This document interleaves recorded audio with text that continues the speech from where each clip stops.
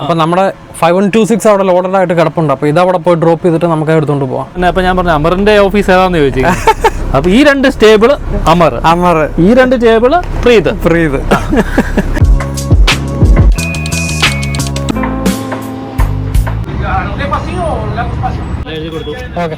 ഇത് കൊടുത്തേ.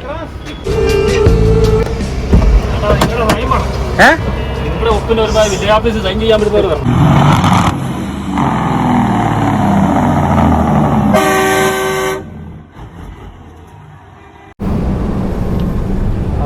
കിടക്കാനുള്ള തയ്യാറെടുപ്പില്ലാന്ന് തോന്നല്ലോ. പയ്യെ ഇച്ചിരി തണുപ്പൊക്കെ അടിച്ച് കഴിഞ്ഞപ്പോൾ തന്നെ വാടി നിന്ന് കഴിഞ്ഞിട്ട് തണുപ്പടിക്കുമ്പോഴേ അതിനകത്ത് ആ വെയർ ഹൗസിൻ്റെ അകത്ത് കയറി കഴിയുമ്പോൾ നല്ല ചൂടായിരുന്നു അതിനകത്ത്.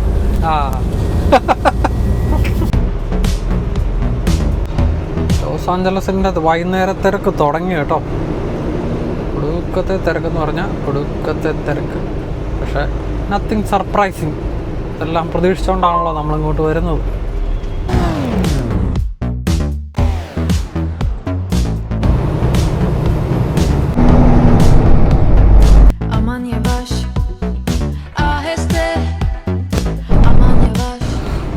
കുറേ നേരം ട്രാഫിക്കിൽ കിടന്ന് തുഴഞ്ഞു കേട്ടോ. അവസാനം നമ്മൾ വേണ്ട ഇത്രയും നേരം വന്നുകൊണ്ടിരുന്ന ഇൻഡസ്ട്രിയൽ 10 ഉപേക്ഷിച്ച് നമുക്ക് പോകേണ്ട ഇൻഡസ്ട്രിയൽ 15 കയറാൻ പോവാം. ഈ 15 നമ്മളെ all the way to Salt Lake City. ഇവിടെ നമ്മുടെ മുമ്പിൽ ഇപ്പോൾ ഒരു ഫ്ലൈ ഓവറുകളുടെ സമ്മേളനമാണ് ഉള്ളത് കേട്ടോ. ഈ ഒരു ജംഗ്ഷൻ ഇത്രയും ഒന്ന് ആലോചിച്ച് നോക്കിക്കുക, എന്തോരം പാലങ്ങളാണെന്നുള്ളത്. എല്ലാ പാലത്തിലും വണ്ടികൾ നിറഞ്ഞു നിൽക്കുക. മാത്രം വെയിറ്റ് ആയിരിക്കും ഇതെല്ലാം താങ്ങണം അല്ലേ.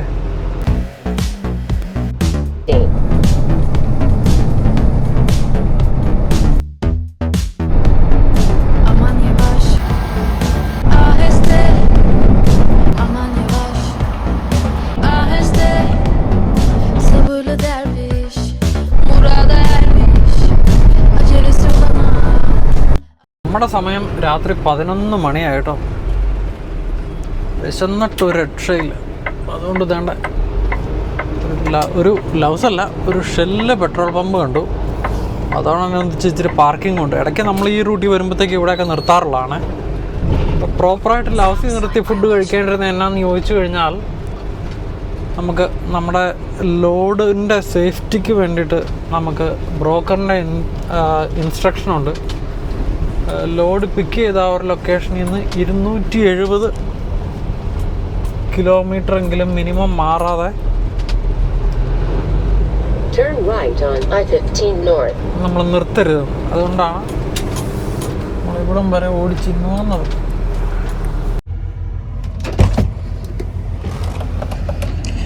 നമ്മളിപ്പം മൊഹാവേ ഡെസേർട്ടിൻ്റെ ഭാഗമായിട്ടുള്ള ഒരു മരുഭൂമി കൂടെയാണ് പൊയ്ക്കൊണ്ടിരിക്കുന്നത് കേട്ടോ. ലാസ് വേഗാസിലേക്ക് ഏകദേശം 150 കിലോമീറ്ററും കൂടെയാണ് ഉള്ളത്. നമ്മളെന്തായാലും നിർത്തിയ സ്ഥിതിക്ക് മരുഭൂമിയിലെ ചില അടിപൊളി കാഴ്ചകൾ നമുക്ക് വല്ലതും കിട്ടുമെന്ന് നോക്കാം.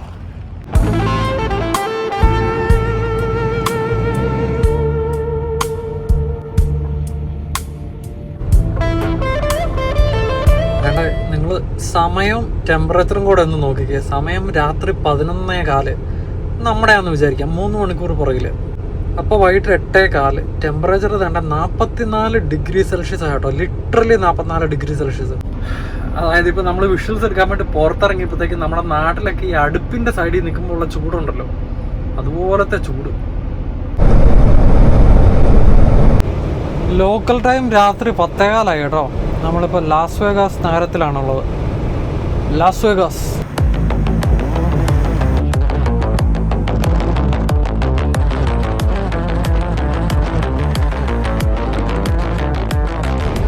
രാത്രി ആയതുകൊണ്ട് നമുക്ക് കിടിലം വിഷ്വൽസ് ഒന്നും കിട്ടുന്നില്ലെങ്കിലും ജസ്റ്റ് നമുക്ക് ഈ ഗോപ്രോ ഓൺ ചെയ്ത് അങ്ങനെ അങ്ങ് പോവാം. നമ്മുടെ ലെഫ്റ്റ് സൈഡിൽ കാണുന്നതാണ് ലോകപ്രശസ്തമായ അലീജിയൻ സ്റ്റേഡിയം. അതായത് ലാസ് വേഗാസ് റൈഡേഴ്സ് എന്ന NFL ടീമിൻ്റെ ഹോം ഗ്രൗണ്ടാണ് അലീജിയൻ സ്റ്റേഡിയം. ഇത് കൂടാതെ മറ്റു പല കൺസേർട്ടുകളൊക്കെ നടക്കാറുണ്ടെന്ന് തോന്നുന്നു. നമ്മുടെ റൈറ്റ് സൈഡിലാണ് ലോകപ്രശസ്തമായ സ്ട്രിപ്പ് എന്നറിയപ്പെടുന്ന ലാസ് വേഗാസിലെ ഏറ്റവും മനോഹരമായ ആ ഒരു സ്ട്രീറ്റ്. ലാസ് വേഗാസിൻ്റെ ഇന്നത്തെ കാലത്തെ പളവളപ്പെല്ലാം ഈ സ്ട്രിപ്പിന് 2 സൈഡിലുമായിട്ടാണ്. ലോകത്തിലെ ഏറ്റവും ലക്ഷൂറിയസ് ആയിട്ടുള്ള എല്ലാ ഹോട്ടലുകളുടെയും ഓരോ ബ്രാഞ്ചുകൾ ലാസ് വേഗാസ് ആ ഒരു ബ്രാഞ്ചുകളെല്ലാം ഈ സ്ട്രിപ്പിൻ്റെ 2 സൈഡിലുമായിട്ടാണ് കേട്ടോ. കിടിലം കാഴ്ചകളാണ്.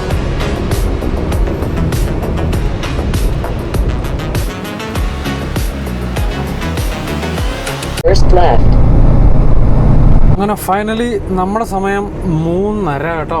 നമ്മൾ നെവാഡയിലെ ഒരു പൈലറ്റിലേക്ക് എത്തിയിരിക്കുകയാണ്. Pilot and flight Eagles landing എന്നാണ് ഇത് അറിയപ്പെടുന്നത്. ഈ റൂട്ടിൽ ട്രക്ക് ഓടിക്കുന്ന എല്ലാവർക്കും നല്ല പരിചയമുള്ള ഒരു ഐറ്റമാണ് ഇത്.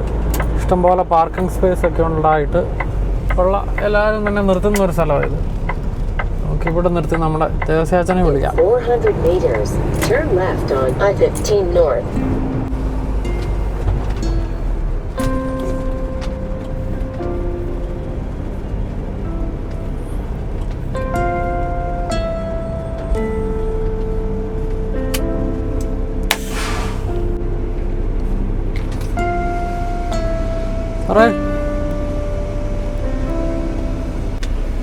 ഉറങ്ങാൻ പറ്റിയായിരുന്നോ? അങ്ങനെ നമ്മുടെ ദേവസ്യാച്ചൻ ഫ്രഷ് ആവാൻ വേണ്ടിയിട്ട് പോയി. നല്ല ടയേർഡാണ് കേട്ടോ. കാരണം കാലിഫോർണിയ ഭയങ്കര ചൂടല്ലായിരുന്നു. കാലിഫോർണിയ ചൂടാന്നല്ല, ഇവിടെ ഇപ്പോഴും 40 ഡിഗ്രിക്ക് മുകളിലെ ചൂടെന്ന് ആലോചിച്ചാൽ. സമയം വെളുപ്പിന് 3:30. അപ്പോൾ പിന്നെ ഈ വെയിലത്ത് മുഴുവൻ ഇരുന്ന് വണ്ടി ഓടിച്ചിട്ട് നമുക്ക് ക്ഷീണം ഇല്ലാണ്ടിരിക്കുമോ? അപ്പം നമുക്ക് പയ്യെ കിടക്കാനുള്ള പരിപാടി നോക്കാം.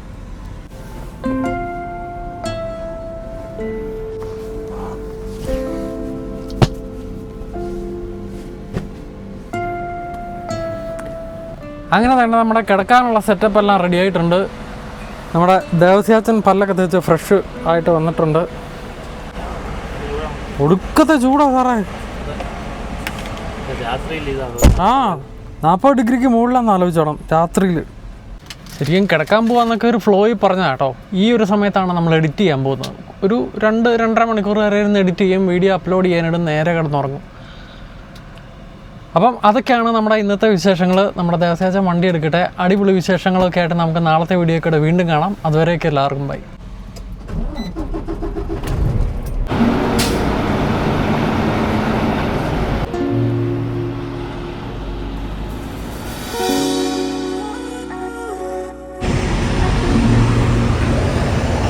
ഇതിപ്പോൾ വയോമിങ്ങിലെ വാംസട്ടർ എന്ന് പറയുന്ന സ്ഥലമാണ്.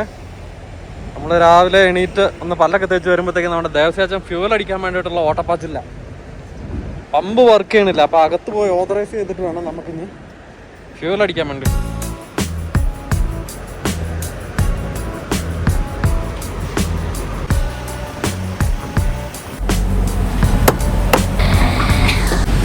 അതെ, എല്ലാം ഓക്കെ ആണോ?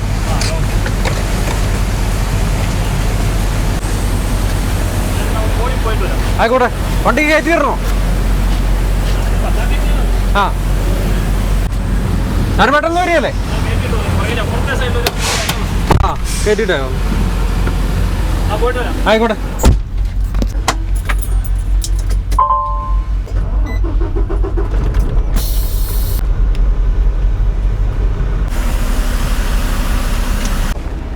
ആ സാറേ, നമ്മുടെ നേരെ മുമ്പിൽ ആ വലിയ കുഴിയുണ്ട്. അപ്പോൾ അതുകൊണ്ട് സാറ് റൈറ്റ് എടുത്തങ്ങ് പോകണം. ഞാൻ പറഞ്ഞുതരാം. ഒരു വലിയ കുഴി കറക്റ്റ് ഫ്രണ്ടിലാ? ആ, നേരെ ഫ്രണ്ടിൽ. അപ്പോൾ സാറിന് വേണ്ടോ അതൊന്ന് റൈറ്റ് വെട്ടിച്ചാൽ മതി. അങ്ങോട്ട് വെച്ചാൽ ആ.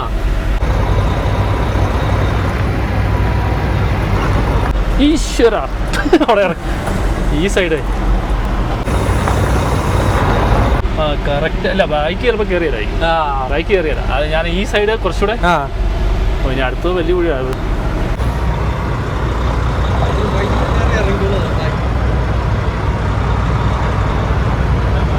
നമ്മളിപ്പോൾ വാംസട്ടറിൽ നിന്ന് ഇറങ്ങുക കേട്ടോ. ഇതിൻ്റെ ഒരൊറ്റ പ്രശ്നം എന്താ വെച്ചാൽ ഇവിടെ ഒടുക്കത്തെ കട്ടറുകളാണ്. കാരണം ഭയങ്കര ഹാർഡ് വിൻ്റർ ആണല്ലോ വയോമിങ്ങിൽ. വയോമിങ്ങിലെ ഒരു സ്ഥലമാണ് ഈ വാംസട്ടർ എന്ന് പറയുന്നത്. അടുത്ത കുഴിയുണ്ടോ?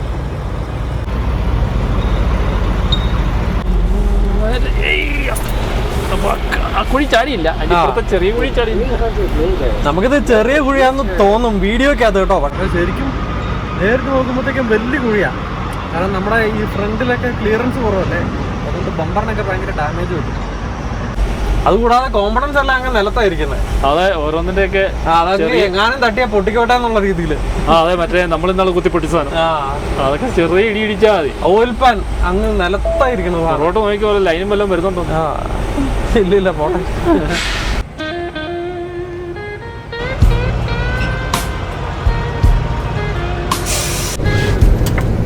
Turn left on I-80 East.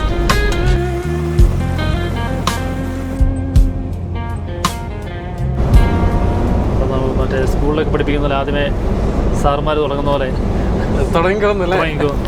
ഇപ്പൊ സംഭവം വേറൊന്നുമില്ല, നമ്മളെ ഇന്നലത്തെ വീഡിയോ ഒക്കെ പറഞ്ഞിട്ടുണ്ടായിരുന്നല്ലോ, നമ്മുടെ യുഎസിലെ ഇന്റർസ്റ്റേറ്റ് സിസ്റ്റം. അതായത് യുഎസിലെ ഹൈവേസിനെല്ലാം ഏറ്റവും മെയിൻ ഹൈവേസിനല്ല ഇന്റർസ്റ്റേറ്റ് എന്നാ പറയുന്നത്, ഹൈവേ എന്നല്ല, ഇന്റർസ്റ്റേറ്റ്. നമ്മുടെ നാട്ടിലൊക്കെ KSRTC എഴുതിയിട്ടുണ്ട് ഇന്റർസ്റ്റേറ്റ് എന്ന് പറഞ്ഞു. നമ്മുടെ നാഷണൽ നാട്ടില് മറ്റേ KSRTC കോയമ്പത്തൂര് അങ്ങോട്ടൊക്കെ പോകുന്ന ഇന്റർസ്റ്റേറ്റ് ആണ്, ഓരോ സ്റ്റേറ്റുകളിൽ നിന്ന് അപ്പുറത്തേക്ക് പോകുന്നത്.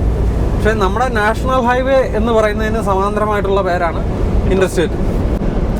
ഞാൻ നിങ്ങളിപ്പോൾ ഒരു പടം കാണിക്കാം കേട്ടോ. ഇവിടെ യുഎസിലെ ഈ ഇന്റർസ്റ്റേറ്റ് ഹൈവേസ് മാത്രമല്ല, ഈവൻ നമ്മുടെ ചെറിയ റോഡുകളും നമ്മുടെ വീടിൻ്റെ അടുത്തുള്ള ഏറ്റവും ചെറിയ റോഡുകൾ വരെയാണെങ്കിലും ഒരു ഗ്രാഫ് സിസ്റ്റത്തിലായിരിക്കും ഇവര് പണിതേക്കുന്നത്. മൊത്തം ഇങ്ങനെ കോളങ്ങളായിരിക്കും. അപ്പോൾ അതുകൊണ്ട് തന്നെ നിന്റെ വീട് എവിടെയാണെന്ന് ചോദിക്കുമ്പോഴത്തേക്കും സാധാരണ ഇതിൽ നമ്മൾ ആ ഒരു റോഡും മറ്റൊരു റോഡും കൂടെ കൂടിച്ചേരുന്ന ഒരു ഇന്റർസെക്ഷൻ എന്ന് പറയും. ആ ഇന്റർസെക്ഷൻ്റെ പേരാ പറയുന്നത്, ഇന്ന ഇന്റർസെക്ഷനിലാണ് നമ്മുടെ വീട്.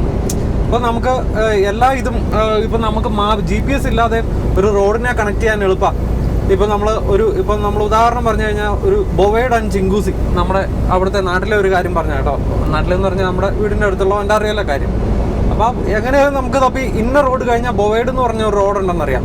അതിന് ഇങ്ങനെ പോയി ഇന്ന ഡയറക്ഷനിലേക്ക് പോയാൽ എവിടെയെങ്കിലും ബൊവേഡ് എന്ന് പറയുന്ന ഒരു സാധനം ഓപ്പോസിറ്റ് പോകുമ്പോഴത്തേക്കും ഇന്റർസെക്ഷൻ, അങ്ങനെ പറയാൻ എളുപ്പമെന്ന് പറയുമായിരുന്നു. ഇച്ചിരി കൺഫ്യൂഷൻ ആണെന്ന് അറിയത്തില്ല. അതായത് ആ രണ്ട് റോഡുകളിലും ഒരു റോഡ് സൗത്ത് നോർത്തും ആയിരിക്കും, മറ്റേത് ഈസ്റ്റ് വെസ്റ്റ് ആയിരിക്കും. പണ്ട് നമ്മുടെ കാരണവന്മാര് പറഞ്ഞ പോലെ കിഴക്കുന്ന വടക്കെന്ന് പറഞ്ഞ പോലെ തന്നെ. അപ്പോൾ അതില് നമ്മൾ പറയുമ്പോൾ ചിലപ്പം ഇപ്പം ബൊവേഡിന്റെ കാര്യം പറഞ്ഞ പോലെ അത് ഈസ്റ്റിലോട്ടാണോ വെസ്റ്റിലോട്ടാണോ. അപ്പൊ ആ ഇന്റർസെക്ഷൻ എന്ന് പറയുന്നത് ഇപ്പം ക്രോസ് വരുന്നത് നിങ്ങൾ പറഞ്ഞ ചിങ്കൂസി എന്നല്ലോ. അപ്പം ബൊവേഡ് ആൻഡ് ചിങ്കൂസി, ഇപ്പം നോർത്ത് സൗത്ത് ഇപ്പൊ ചിങ്കൂസിയാന്ന് വിചാരിച്ചു, കറക്റ്റ് അല്ല.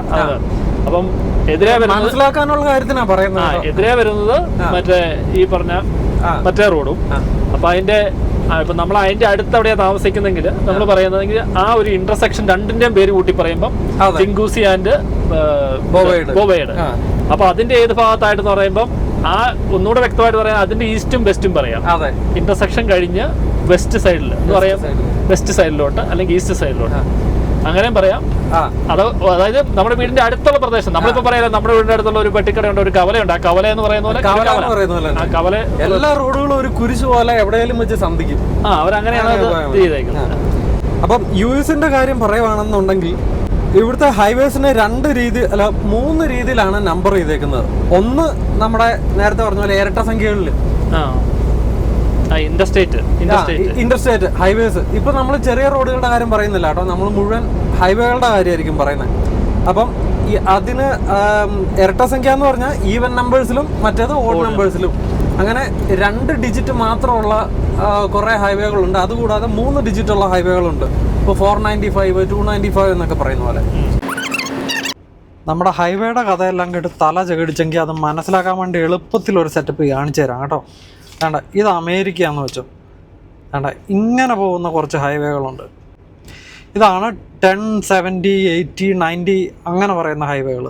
അതേസമയം ഇങ്ങനെ പോകുന്ന കുറേ ഹൈവേകളുണ്ട് ഇതിനെല്ലാം കണക്ട് ചെയ്യുന്നത്. അതല്ല 5, 15, 25, 35 അങ്ങനെ പോകും. ഇനിയിപ്പോൾ വേണ്ട ലോസ് ആഞ്ചലസ് എന്ന് പറയുന്ന ഒരു മേജർ സിറ്റി ഏകദേശം ഇവിടെ വന്നിരിക്കട്ടെ. മാക്സിമം ഹൈവേകൾ അതിൻ്റെ അകത്തേക്കൂടെ കയറ്റി വിടാൻ വേണ്ടിയിട്ട് ഇവർ ശ്രമിക്കും, കാരണം ആ ഒരു സിറ്റിക്ക് ആക്സസ് കിട്ടാൻ വേണ്ടിയിട്ട്. പക്ഷേ ഈ ഒരു പോയിന്റിൽ നിന്ന് ഈ ഒരു പോയിന്റിലേക്ക് പോകുന്നവർക്ക് ഈ തിരക്കിൻ്റെ ഇടയിൽ കൂടെ പോകേണ്ട കാര്യമില്ലല്ലോ. അപ്പോൾ വേണ്ട ഇതിനെ ബൈപ്പാസ് ചെയ്ത് ഇങ്ങനെ പോകുന്ന കുറേ ഹൈവേകളുണ്ടാവും, അങ്ങോട്ടും ഇങ്ങോട്ടും ഒക്കെ കണക്ട് ചെയ്യുന്നത്. അങ്ങനെ കണക്ട് ചെയ്യുന്നതാണ് ഈ 3 ഡിജിറ്റ് ഹൈവേകൾ. അപ്പൊ അതിന്റെ ഒരു ഉപകാരം ഇപ്പൊ ഞാൻ കഴിഞ്ഞ ദിവസം പറഞ്ഞില്ലേ, നമ്മൾ വഴി തെറ്റിന്ന് കൂട്ടിക്കും. ഇൻ കേസ് ഹൈവേ കൂടെ തന്നെ വഴി തെറ്റി, അപ്പൊ നമ്മളിപ്പം വഴി തെറ്റി ഇപ്പം സൗത്തിലോട്ടാ പോകുന്നത് കൂട്ടിക്കും. നമുക്ക് ഞാൻ പറഞ്ഞില്ല അതിന്റെ പോർഷൻ സൗത്ത് വെസ്റ്റാ പോകുന്നെന്ന് കൂട്ടിക്കും. അപ്പൊ നമ്മൾ ഒരു ഹൈവേ തെറ്റി, സൗത്തിൽ കൂടെ പോയപ്പോ ഒരു ഹൈവേ തെറ്റി, അപ്പോൾ വെസ്റ്റിലോട്ടാണല്ലോ. അപ്പം നമ്മളിത് ക്രോസ് ചെയ്യുമ്പം ഈ ക്രോസിൽ 10 വരും. ഈ പറഞ്ഞ ഏതാ 90 തൊട്ട് അല്ല നമ്മൾ പോകുന്ന വഴിക്കുള്ള വെസ്റ്റിലോട്ട് പോകുന്ന 10 വരും, ഇത് വരും. അപ്പൊ അതിലേതെങ്കിലും ക്രോസ് ചെയ്യുമ്പോൾ അതിന്റെ വെസ്റ്റ് സൈഡിലോട്ട് നമ്മൾ പിടിച്ചാൽ മതി. അതെ, ഇതിന്റെ പാരലൽ ആയിട്ട് തന്നെ നമുക്ക് നമ്മൾ GPS നോക്കണ്ട, ഹൈവേ നെക്സ്റ്റ് എന്ന് പറയുമ്പോൾ. അപ്പൊ അങ്ങനെ അതായത് എനിക്ക് തോന്നുന്നത് ഒരു 10 വർഷം 15 വർഷം മുമ്പ് വരെ ഇവിടെയുള്ള എനിക്ക് തോന്നുന്നു ട്രക്കിലായാലും ആൾക്കാർ ഇങ്ങനെ RV കൊണ്ട് പോകുന്നവരെല്ലാം വലിയ ബുക്ക് മാപ്പുകളുണ്ട്. അപ്പൊ ഞാനൊക്കെ ഓടിക്കാൻ തുടങ്ങുമ്പോൾ നമ്മുടെയൊക്കെ ഉള്ളൂ ഒരു ചെറിയ GPS. എനിക്കൊന്ന് വെള്ളക്കാര അവരുടെ അപ്പൊ ഞാനൊക്കെ വഴിയൊക്കെ ചോദിക്കുമ്പോൾ അവർ പറയുന്നത് നമ്മൾ ഇത് ട്രസ്റ്റ് ചെയ്യാറില്ലെന്ന് പറയും. അന്ന് ശ്രദ്ധിച്ചിട്ടുണ്ടോ? അന്ന് ഈ ഹൗസുകളിലൊക്കെ ഒരുപാട് മാപ്പുകൾ തന്നെ 3-4 സൈസില്. എനിക്കറിയാം, എന്റെ ഉണ്ട്. ഞാൻ അമ്പറി പഠിക്കാൻ നേരത്തെ എന്നെ പഠിപ്പിച്ചത് ഇതുപോലെ ഒരു വെള്ളക്കാരൻ കാരണവരാണ്. അപ്പൊ പുള്ളി ആദ്യം തന്നെ നമ്മളൊക്കെ പഠിക്കാൻ വേണ്ടിയിട്ട് ക്ലാസ്സിൽ പോയി ബുക്കും പേനയായിട്ട് ഇരിക്കുകയാണല്ലോ ഇതിനെ കുറിച്ച്. ആദ്യം തന്നെ എല്ലാരെയും കൊണ്ട് അറ്റ്ലസ് മേടിപ്പിച്ചു. ആ സാധനം പിന്നെ GPS-ന്റെ കാലല്ലേ. പക്ഷെ പുള്ളി ഇതൊക്കെ ബ്ലൈൻഡ് ആയിട്ട് GPS-നെ ട്രസ്റ്റ് ചെയ്യാതെ സിസ്റ്റം ഡീകോഡ് ചെയ്യുമ്പോൾ മനസ്സിലാക്കാൻ വേണ്ടിട്ട് നമ്മളെ കൊണ്ട് ഒരു വലിയ ബൈബിൾ പോലത്തെ അറ്റ്ലസ് അത് വീട്ടിൽ ഒരു പ്രയോജനം ഇല്ലാതെ ഇരിപ്പുണ്ട്. അല്ല അങ്ങനെയാ പഴയ. അപ്പം നമ്മൾ GPS തന്നെ നോക്കി കഴിയുമ്പോൾ നമ്മളിപ്പോ എവിടെ ഏത് സ്റ്റേറ്റിലാന്ന് പോലും നമുക്കൊരു മൈൻഡില്ലേ. ഇപ്പം അല്ലാതെ നമ്മൾ വഴി നോക്കുമ്പോൾ നമ്മൾ കറക്റ്റ് ചെയ്ത ഇതുകൊണ്ട് വൈൽഡ് മാർക്കർ 185 വയോമിങ്ങിലാണ്. അപ്പൊ ഇന്ന സ്ഥലം കഴിഞ്ഞെന്നുള്ളൊരു നമ്മളൊരു ബോധമുണ്ട്. ഏതാ റോഡുമായിട്ടുള്ളൊരു ഇത് വരും. മറ്റേത് അങ്ങനെയല്ല. ചിലരെ GPS-നെ മാത്രം ട്രസ്റ്റ് ചെയ്ത് കഴിഞ്ഞാൽ എന്ന് പറഞ്ഞാൽ GPS പോകുന്നു, നമ്മളും പോകുന്നു. അത് ചിലപ്പം തെറ്റിപ്പോയാൽ പോലും അല്ലെ റീടൂറൊക്കെ എടുക്കേണ്ടി വന്നു കഴിഞ്ഞാൽ. ശരിക്കും ഇതിന്റെയൊക്കെ ഗ്രാഫിക് സെറ്റപ്പുകൾ സെയിം ആണെന്നുണ്ടെങ്കിൽ നമ്മുടെ കാനഡയിൽ ഇത്രയും കോംപ്ലിക്കേറ്റഡ് ആയിട്ടുള്ള ഹൈവേകൾ ഇല്ല കേട്ടോ. കാരണം നമ്മുടെ ആകെ കൂടി നമ്മുടെ ഈ ഇന്റർസ്റ്റേറ്റ് അല്ല നല്ല ബിസി ഹൈവേസ് ഉള്ളത് നമ്മുടെ ഇവിടെ മാത്രമേ ഉള്ളൂ. ഈ ഇത്രയും വലിയ റോഡുകളുള്ള ഒൻറ്റാറിയോയിലും ബ്രിട്ടീഷ് കൊളംബിയയിലും 400 സീരീസ് ഹൈവേ നമുക്ക് മാത്രമേ ഉള്ളൂ. ബാക്കിയൊക്കെ ഒറ്റ ഒരു റോഡല്ലേ പോയേക്കുന്നത്, ചെറുതായിട്ടുള്ള. അതെ അതെ, കാനഡയിലെ ഏറ്റവും വലിയ ഹൈവേ സിസ്റ്റം ആണ് 400 സീരീസ് ഹൈവേകൾ. 401, 409, 405. അതിൽ 401 ആണെന്ന് തോന്നുന്നു ഏറ്റവും വലുത്. അതുപോലെ തന്നെ വേറൊരു സംഭവം കൂടെയുണ്ട്. US-ലെല്ലാം മൈലിലും കാലിഫോർണിയ അല്ല നമ്മുടെ കാനഡയിലെല്ലാം കിലോമീറ്റർ. പക്ഷെ US-ൽ മാത്രം ഒരു ഹൈവേ ഉണ്ട് കിലോമീറ്ററിലുള്ള. അതാ നൊഗാലെസ് മറ്റേ അങ്ങോട്ട് പോകുന്ന അരിസോണ, മെക്സിക്കോയ്ക്ക് പോകുന്ന. മെക്സിക്കോയ്ക്കല്ല, അതും ഇത് നമ്മുടെ അരിസോണ മറ്റേ ഇതില്ലേ യുമായിക്കൊക്കെ പോകുന്ന അവിടെ ഒരു ക്രോസ് ചെയ്ത ഒരു റോഡുണ്ട് കിലോമീറ്ററിൽ. ഞാൻ അതിൽ ഓടിയിട്ടുണ്ട്. അത് കിലോമീറ്ററിൽ ആ ഒരു റോഡ് മാത്രമേ US കിലോമീറ്ററിലുള്ളൂ. 19 ആണോ 119 ആണോ 19 എന്നുള്ള 19 എന്ന് പറഞ്ഞ ഹൈവേ ആണോ എന്ന് സംശയം. നോക്കട്ടെ കേട്ടോ. American highway in kilometres. Sir പറഞ്ഞത് ശരിയാ. ഇന്റർസ്റ്റേറ്റ് 19 അല്ലേ? I-19 in Arizona is the only major highway in the United States that uses the metric system with distances on signs listed in kilometers. 102 kilometre ഉണ്ട് ആ ഒരു highway, 63 miles. Highway runs from Tucson south to Nogales, Arizona at the Mexican border. It was originally marked in kilometers during a 1970s government experiment to test converting the US to the metric system. എന്തായാലും highway സിസ്റ്റത്തിനെ കുറിച്ച് പറഞ്ഞ് ഇച്ചിരി complicated ആയെന്ന് അറിയാം. എന്തായാലും ഒന്ന് തല പോഞ്ഞ് കാണും. കാരണം ഇത് നേരിട്ട് പരിചയമില്ലാത്തവർക്ക് മനസ്സിലാക്കാൻ ഒരു ഇച്ചിരി ബുദ്ധിമുട്ടി കാണും. നമ്മുടെ ഈ സ്കൂളില് ജോഗ്രഫി ടീച്ചറൊക്കെ പഠിപ്പിക്കുന്ന പോലെ. എന്തായാലും ഇൻഫോർമേറ്റീവ് ആയിട്ടുള്ള ഒരു പീസ് നമുക്കൊരു കണ്ടന്റ്. അങ്ങനെയൊക്കെ പോകുന്നു. സമയം 2:45 ആവുന്നു. എന്നാ ഈ സമയം 2:50 അല്ലേ?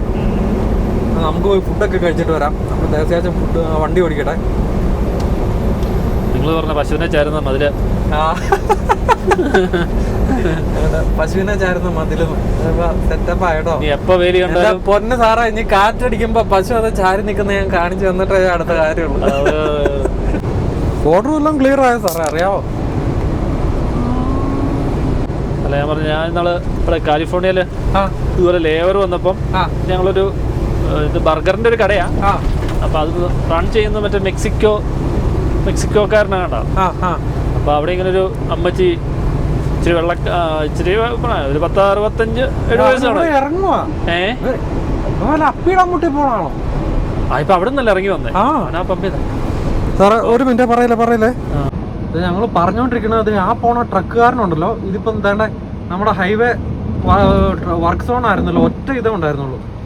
അപ്പം അവൻ താണ്ട് ഈൽഡ് ചെയ്യണതിന് പകരം നേരെ വന്ന് ചാടിക്കുത്തി നമ്മുടെ വണ്ടിക്ക് വട്ടം വെച്ചിട്ട് പിടിവിട്ട് പോകുമായിരുന്നു കേട്ടോ. അപ്പോൾ ഒരു ഡേഞ്ചറസ് സിറ്റുവേഷൻ ആയിരുന്നു. നമുക്കൊരു എമർജൻസി ബ്രേക്കിംഗ് ചെയ്യേണ്ട വന്നു. അതും അവന്റെ വണ്ടി എന്ന് പറഞ്ഞാൽ എക്സോട്ടിക് കാറുകൾ, മറ്റേ കാറ് കൊണ്ടുപോകണം ഇതല്ലേ, മറ്റേ ടെമ്പറേച്ചർ കൺട്രോൾഡ് ആയിട്ടുള്ള എക്സോട്ടിക് ഇത് കൊണ്ടുപോകുന്ന ട്രെയിലർ. അപ്പം ആലോചിച്ച ഒരു അപകടം പറ്റിയാലും എത്രമാത്രം കോസ്റ്റ്ലി ആയിട്ടുള്ള ഒരു ഡാമേജ് ആയിരിക്കും അതിന് പറ്റുന്നത്. എന്നിട്ടും ആ റിസ്ക് എടുത്തുകൊണ്ട് നമ്മുടെ മുമ്പിൽ കൊണ്ട് വട്ടം ചാടിച്ച് ഹീൽഡ് ചെയ്യാണ്ട് അതിൻ്റെ ഒരു കാര്യം പെട്ടെന്നൊന്ന് നമ്മളൊന്ന് ഒരു സാഹചര്യം ഉണ്ടായി. അത് കാണിച്ചപ്പോൾ ഞാൻ ഇതുപോലെ ദേവസ്യാസനോട് തമാശയായിട്ട് പറയായിരുന്നു, സാധാരണ ഇതിൽ ഇവിടുത്തെ ഇപ്പം ഒരു ഇച്ചിരി പ്രായം ചെന്ന വെള്ളക്കാർക്കാണ് ഇതുപോലത്തെ അഹങ്കാരം. അതായത് ഇത് ഞങ്ങളുടെ ഹൈവേ അല്ലേ, ഇവനൊക്കെ എന്തിനും ഇങ്ങോട്ട് വരുന്നത്, ഞങ്ങളല്ലേ ഇവിടുത്തെ ടാക്സ് പേയേഴ്സ് എന്നുള്ള ഒരു ആറ്റിറ്റ്യൂഡ് ഉണ്ട് കേട്ടോ. ഈ അതായത് നമ്മളെ വണ്ടി വരുമ്പോൾ അവരെ നിർത്തി തന്ന് നമ്മൾ മുന്നോട്ട് പോയാൽ അവരുടെ നിന്ന് എന്തോ നഷ്ടപ്പെടുന്നു, അല്ലെങ്കിൽ നമ്മുടെ മുമ്പിൽ അവരെ താന്നു തന്നു എന്നൊക്കെ ഉള്ള ഒരു ചിന്താഗതി നമ്മൾ ഈ അമേരിക്കയുടെ ഒരറ്റം തൊട്ട് മറ്റേ അറ്റം വരെ യാത്ര ചെയ്യുന്ന നമ്മളെ പല എക്സ്പീരിയൻസുകളിൽ നിന്ന് നമ്മൾ മനസ്സിലാക്കിയ ഒരു കാര്യമാണ്. അപ്പം അതിനോടനുബന്ധിച്ച് എന്തോ ഒരു കാര്യം ദേവസ്വം പറയുമായിരുന്നു. അല്ല, ഇവരിങ്ങനെ പ്രായമായവരിങ്ങനെ പറയുന്ന ചിന്തിക്കുന്ന ചിലപ്പം ഞങ്ങൾ നാളെ കാലിഫോർണിയയിൽ വന്നപ്പോൾ ഒരു ലേ ഓവറിന്റെ സമയത്തായി. അപ്പോൾ നമ്മളിങ്ങനെ ഒരു റെസ്റ്റോറന്റ് അല്ല, നമ്മൾ ബർഗർ കിങ്ങിന്റെ പോലെ അല്ല, ബർഗർ ഒരു കടയാണ്. അപ്പോൾ അവിടെ ചെന്ന് കഴിഞ്ഞപ്പോൾ ഇപ്പം നമ്മൾ ഫുഡ് മേടിച്ചിട്ട് നമ്മളവിടെ ഇരുന്ന് കഴിക്കുക. അപ്പോൾ കഴിച്ചോണ്ടിരിക്കുന്നതൊക്കെ അതൊരു മെക്സിക്കൻ ആളുടെ അത് കട. അപ്പം എനിക്കൊന്ന് സെർവ് ചെയ്യുന്നതും മെക്സിക്കൻ അങ്ങനെയുള്ള ആൾക്കാരാണ്. അപ്പോൾ ഒരു വൈറ്റ് ലേഡി, എനിക്കൊന്നൊരു 65 ആ ഒരു റേഞ്ച് പ്രായം കാണും. അപ്പോൾ പുള്ളിക്കാരത്തി ഇങ്ങോട്ട് വന്നിട്ട് അപ്പോൾ ഈ പുള്ളി ഫുഡ് ഇങ്ങോട്ട് കൊടുത്ത് അത് കഴിഞ്ഞിട്ട് പിന്നെ go back to your country എന്നൊക്കെ പറഞ്ഞുകൊണ്ട് കുറെ ഡയലോഗൊക്കെ വിട്ടിട്ട് ഈ സെർവ് ബർഗർ ഇത് സെർവ് ചെയ്യുന്ന അങ്ങനെ ഇതെന്നൊക്കെ പറഞ്ഞിട്ടുണ്ട്. അപ്പം അതൊരു എനിക്ക് തോന്നുന്നൊരു പ്രായം കുറഞ്ഞൊരു ഒരു പെങ്കൊച്ചായിരുന്നു. പുള്ളിക്കാരത്തി ഇങ്ങനെ മുഖമൊക്കെ ചുവന്നു വന്നപ്പോൾ നമ്മളല്ലെങ്കിൽ ആൾക്കാരെല്ലാം അവിടെ ഇരിപ്പുണ്ടല്ലോ. അത് കഴിഞ്ഞപ്പോൾ തന്നെ കുറേ നേരം പറഞ്ഞു. അപ്പം പുള്ളിക്കാരത്തി അങ്ങനെ ഒന്നും പറഞ്ഞില്ല, സോറി എന്നൊക്കെ പറഞ്ഞു, വേറെ കാര്യങ്ങളൊക്കെ പറഞ്ഞു. അപ്പം ഇത് പുള്ളിക്കാരത്തി ആരും ഇങ്ങനെ ഇത് ചെയ്യാത്തതുകൊണ്ട് പുള്ളിക്കാരത്തി അങ്ങ് റേസായി വന്നുകൊണ്ടിരുന്നു. അപ്പോൾ തന്നെ അവസാനം ഇതിൻ്റെ അകത്ത് നിന്ന ഇതിന്റെ യഥാർത്ഥ ഓണർ വന്നു. പുള്ളി നല്ല ഇച്ചിരി തടിയും ഇച്ചിരി ആ ഒരു നല്ലൊരു പുള്ളി ഇങ്ങോട്ട് ഞാൻ ആ പ്രോബ്ലം എന്ന് ചോദിച്ചു. അത് പറഞ്ഞു ഇത് മെക്സിക്കൻസ് ഇതെന്നൊക്കെ പറഞ്ഞോണ്ട് പറഞ്ഞു I am also Mexican, do you have any problem എന്നൊക്കെ പറഞ്ഞുകൊണ്ട് പുള്ളി ഇങ്ങനെ ചോദിച്ചു. അപ്പൊ പുള്ളി ഇങ്ങനെ എന്താണ് വിഷയം, അപ്പൊ ഇങ്ങനെ പറഞ്ഞ് അവസാനം പുള്ളിക്കാരത്തി ഇങ്ങനെ തട്ടുവോ ഇങ്ങനെ ഈ ബർഗറിന്റെ ഇത്. അപ്പൊ അത് കഴിഞ്ഞപ്പോൾ തന്നെ പറഞ്ഞു വി ആർ അമേരിക്കൻസ് എന്നൊക്കെ പറഞ്ഞുകൊണ്ട് എന്തോ പുള്ളിക്കാരത്തി എന്തോ കുറെ ഡയലോഗൊക്കെ വിട്ടു. അപ്പൊ അത് കഴിയുമ്പോൾ പുള്ളി അങ്ങോട്ട് ഒറ്റ ഷൗട്ടിൽ പുള്ളി പറഞ്ഞു, ഓക്കെ നിങ്ങളും അമേരിക്കൻസ് ആണെങ്കിൽ ഞങ്ങൾ അംഗീകരിക്കാം, ഈ അമേരിക്കയിൽ ഉണ്ടാക്കുന്ന അമേരിക്കൻ പ്രൊഡക്ട്സ് മാത്രമേ നിങ്ങൾ ഉപയോഗിക്കുന്നുള്ളെന്നുണ്ടെങ്കിൽ. അപ്പൊ ഈ പുള്ളിക്കാരത്തി വരുന്നതൊക്കെ ഉണ്ട്. പുള്ളി അടുത്ത വളരെ പറഞ്ഞു, നിങ്ങൾ കൊണ്ടുപോകുന്ന കാറ് ടൊയോട്ടയുടെ കാറാണ്, ജപ്പാൻ, അത് ഇവിടെ അമേരിക്കക്കാരൻ ഉണ്ടാക്കിയതല്ല. നിങ്ങൾ എന്തുകൊണ്ട് അമേരിക്ക ഉണ്ടാക്കിയ ഫോർഡും ഇതും ഉപയോഗിക്കുന്നത്? അതുപോലെ തന്നെ നിങ്ങൾ ഇട്ടേക്കുന്ന ഈ തുണി ബാക്ക് തിരിച്ച് നോക്ക്, ഇത് ബംഗ്ലാദേശിലോ ഇന്ത്യയിലോ അതുപോലെ സൗത്ത് ഏഷ്യൻ രാജ്യങ്ങളിൽ നിന്ന് വന്ന സാധനമാണ്. അതുകൊണ്ട് കൂടുതൽ വെറുതെ വിളച്ചിലെടുക്കരുത്, ഇത് ഞങ്ങളുടെ ലാൻഡാ. അവസാനം അവര് പറഞ്ഞു, ഈ പുള്ളിക്ക് ഇച്ചിരി അടുത്ത് പറയാം, അപ്പം കാലിഫോർണിയ എന്ന് പറയുന്ന പഴയ മെക്സിക്കോയുടെ സാധനമല്ലേ. അപ്പൊ പറഞ്ഞു നിങ്ങളാ ഇവിടെ നിന്ന് ഇറങ്ങി പോകുന്നതുകൊണ്ട് 4 ഷൗട്ട് ചെയ്തു. പിന്നെ പുള്ളിക്ക് പിന്നെ നാളെ സൈസ് കൂടെ വന്നപ്പോഴത്തേന് അവിടെ ഇരുന്ന് അരട്ടൊക്കെ കൈയടിച്ചു. അങ്ങനെ അവരാ ഒരു അല്ല ഇവര് നമുക്ക് ഇന്നലെ നമ്മളെ ട്രാഫിക്കിന്റെ കാര്യം പറഞ്ഞില്ലേ, ഏത് ഈ പെണ്ണുങ്ങൾ വന്നിട്ടോ എന്റെ സൈഡിലല്ലേ, ഭയങ്കര ഈ ഒരു എന്നാ പറയുന്നേ, അവരും ഒരു 2 തലമുറയ്ക്ക് മുമ്പ് ഇതുപോലെ തന്നെ വന്നതാ. അതിനേക്കാൾ ഉപരി ഇവർക്ക് ഒരിക്കലും ഇൻഡിപെൻഡന്റ് ആയിട്ട് ജീവിക്കാൻ പറ്റൂല എന്നുള്ള ഒരു കാര്യം. കഴിഞ്ഞ സീസണിൽ തന്നെ കണ്ടില്ലേ, ഇവിടുത്തെ ഫാർമേഴ്സ് എല്ലാം കൂടെ ചൈന ഇവരുടെ സോയാബീൻ മേടിക്കാണ്ട് പെട്ട് കിടന്ന്. ഇപ്പം ഈവൻ നമ്മുടെ മോഡിജിയോടാണെങ്കിലും കിടന്ന് ഭ്രാന്ത് പിടിച്ചുകൊണ്ടിരിക്കണത് എന്തുകൊണ്ടാണ്? ഞങ്ങളുടെ ഇവിടുത്തെ പ്രോഡക്റ്റ് എല്ലാം മേടിക്കുന്നു പറഞ്ഞോണ്ടല്ലേ. എല്ലാവർക്കും അങ്ങോട്ടും ഇങ്ങോട്ടും ആവശ്യമുണ്ടെന്നേ, ഒരു മയത്തിലും തരത്തിലും ഒക്കെ.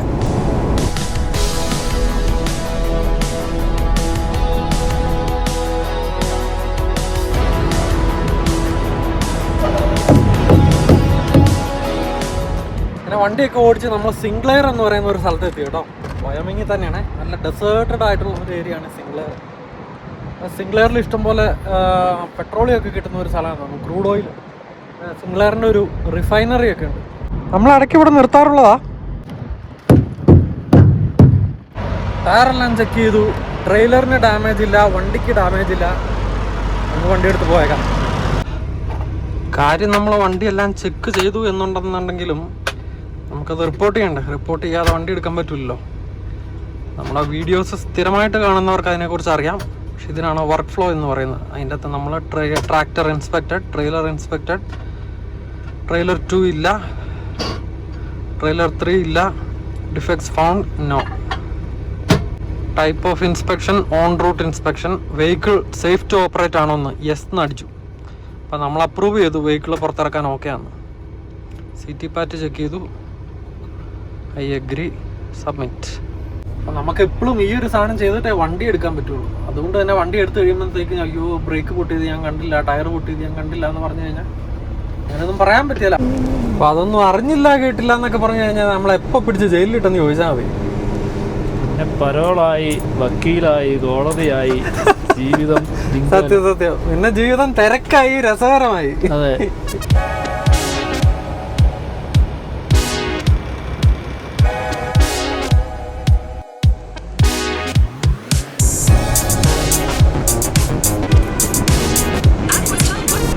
എനിക്ക് സിംഗ്ലറിന്റെ എൻട്രൻസ് അപ്പുറം കേട്ടോ സാറേ. നമ്മളാ അതുവഴി ഇറങ്ങാന്ന് പറഞ്ഞില്ലേ, അതാണ് ശരിക്കും എൻട്രൻസ്. എല്ലാരും അത് എക്സിറ്റ് ആയിട്ടോ.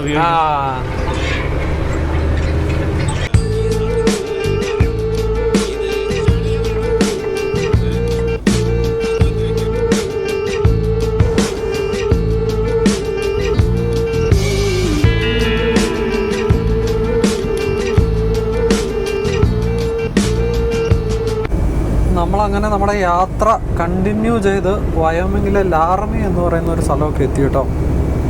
നമുക്ക് നമ്മുടെ നെക്സ്റ്റ് സ്റ്റോപ്പ് പറ്റുവാണെന്നുണ്ടെങ്കിൽ നോർത്ത് പ്ലാറ്റാ, നെബ്രാസ്കയിലെ നോർത്ത് പ്ലാറ്റ്. അവിടുന്ന് നമുക്ക് ഫ്യൂവൽ ഫുൾ അടിച്ചിട്ട് വേണം പോകാൻ വേണ്ടിയിട്ട്.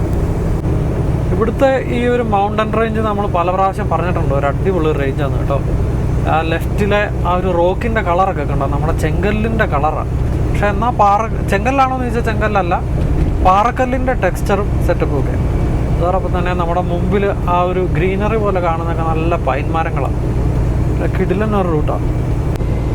നമ്മൾ ഈ പറഞ്ഞ ഈ ഒരു ഏരിയ ഉണ്ടല്ലോ, ഈ ഒരു ഏരിയ മെഡിസിൻ ബോ നാഷണൽ ഫോറസ്റ്റ് ഏരിയയുടെ ഭാഗമാണ്. ഇവിടെ നമുക്ക് ആ നേരത്തെ കണ്ട രീതിയിലുള്ള കല്ലുകളും അതോടൊപ്പം തന്നെ ഇതേ നിറത്തിൽ തന്നെ ഒരു പ്രത്യേക രീതിയിലുള്ള ഉരുളൻ കല്ലുകളുടെ മലകളും ഒക്കെ ഈ ഒരു റേഞ്ചിൽ കാണാം. അപ്പം ഈ പറയുന്ന പോലെ ഒത്തിരി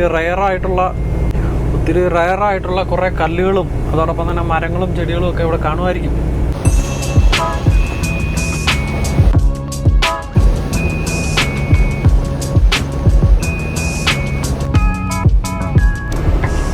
പിന്നെ നമ്മുടെ സമയം 9:30 ആയി കേട്ടോ. നമുക്ക് വേണ്ട ഇനി 2.25 മണിക്കൂറും കൂടെ ബ്രേക്ക് എടുക്കുന്നതിന് മുമ്പ് ഡ്രൈവിംഗ് ടൈം ഉള്ളൂ. നമ്മളിപ്പം നെബ്രാസ്കയിലെ നോർത്ത് പ്ലാറ്റ് എന്ന് പറയുന്ന ഒരു സ്ഥലത്താണ്.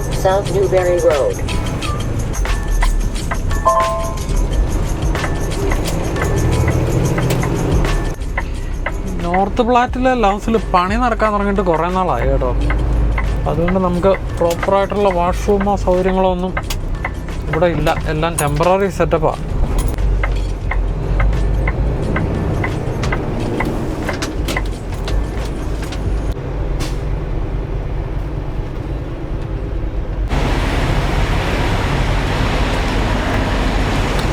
ഒന്നാമത് ഇവിടെ പണി നടക്കുന്നു, അതോടൊപ്പം 2-3 പമ്പുകൾ ക്ലോസ്ഡാണ്.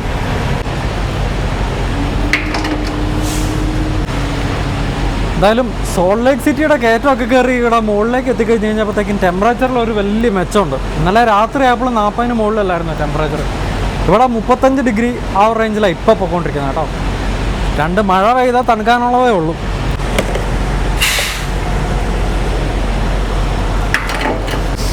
കടയും വർക്ക് ചെയ്യുന്നില്ല, പമ്പും വർക്ക് ചെയ്യുന്നില്ലാത്തതുകൊണ്ടുണ്ടല്ലോ, തന്നെയല്ല വാഷ്റൂം ഉപയോഗിക്കാൻ അങ്ങ് ദൂരെ പോണേ. അപ്പോൾ അതുകൊണ്ട് തന്നെ ഇവിടെയൊക്കെ നിറയെ ക്യൂവാണ്. പുറകിൽ കിടക്കുന്ന ട്രക്കുകാരൊക്കെ ഇമ്പേഷ്യൻ്റാണ്. പ്രത്യേകിച്ച് ഒരു ഇച്ചിരി പ്രായമുള്ള വെള്ളക്കാരെ കാരണന്മാരാണെങ്കിൽ ഉണ്ടല്ലോ, അവർക്കിങ്ങനെ വെയിറ്റ് ചെയ്യുന്നത് തീരെ ഇഷ്ടമല്ല. കാരണം മിക്കവാറും സിംഗിൾ ഓടിക്കുന്നവർ പണി കഴിഞ്ഞ് വീട്ടിൽ പോകാനുള്ളവരായിരിക്കും, അല്ലെ നാളത്തെ ഓട്ടത്തിന് വേണ്ടി ഇന്ന് ഫ്യൂവൽ അടിച്ചിട്ട് പോയി കിടക്കാൻ വേണ്ടിയിട്ടൊക്കെ. പിന്നെ എത്രയും പെട്ടെന്ന് വീട്ടിൽ പോകാൻ വേണ്ടിയിട്ട് ഭയങ്കര ഇമ്പേഷ്യൻ്റായിരിക്കും. അപ്പം നമ്മൾ ഫ്യൂവലൊക്കെ ബ്ലോക്ക് ചെയ്ത് കിടന്നു കഴിഞ്ഞാൽ അവന്മാർ ഭയങ്കര എന്നാന്ന് പറയുന്ന ഹോൺ അടിച്ച് വഴക്കൊക്കെ ഉണ്ടാകാനുള്ള സാധ്യതകൾ കൂടുതലാണ്.